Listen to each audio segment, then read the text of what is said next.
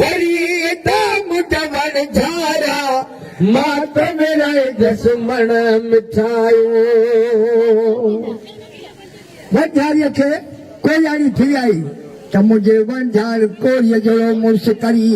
ॾींहं जो मजूरी करे चा पारा अचा घर अचे हाँ तो वंझार सां वास्ता छा पई 12 महीना सफर पिट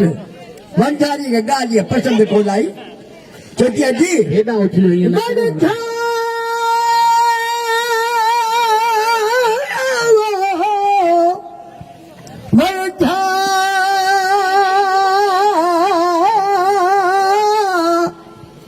वंझारल जे वेरता तूं सौ केरी घोरिया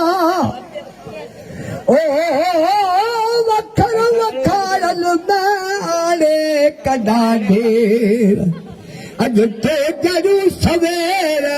मूं तूं धारे लाई ॾियो अला हिन कलाम लाइ ख़ासि फरमाइश आहे कासिम जो त फरमाइश कई आहे इंडिया खां ऐं तो बंदर थियनि तड़नि ते सिर ते सुपियाऊं बंदर थियनि तड़नि ते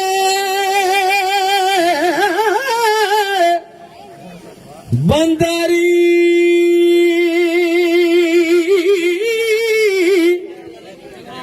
बंदर थियनि तड़नि ते ॾिस सिर पे सुपियाऊं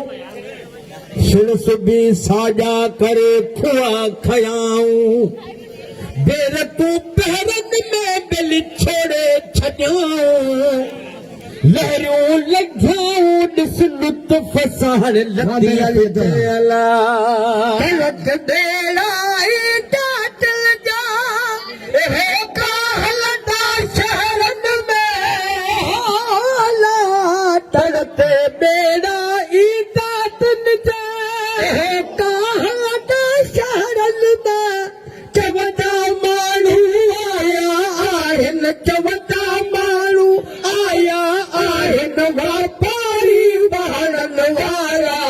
मात मेरा दुश्मन मिठायो वरी जाम जवल धारा आंसू अंदर जो पूरू थी तू लहदा मन तामू धारा अॼु मात मेरा दुश्मन मिठायो कलाम हाजी ने बख्श जो नबी बादशाही ने बराबर शीह कनावत शीह आहे नबी शहीद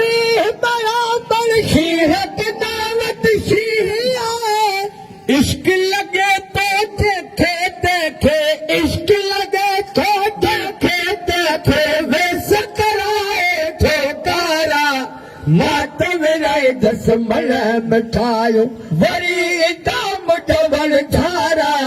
मात मेरा दुश्मन मिठायो मेहरबानी मेहरबानी बधाया तो दाजी मुझे जैसा के नाम नहीं दोस्तन जा फेरा तक सोशल में पे नाम प्यारी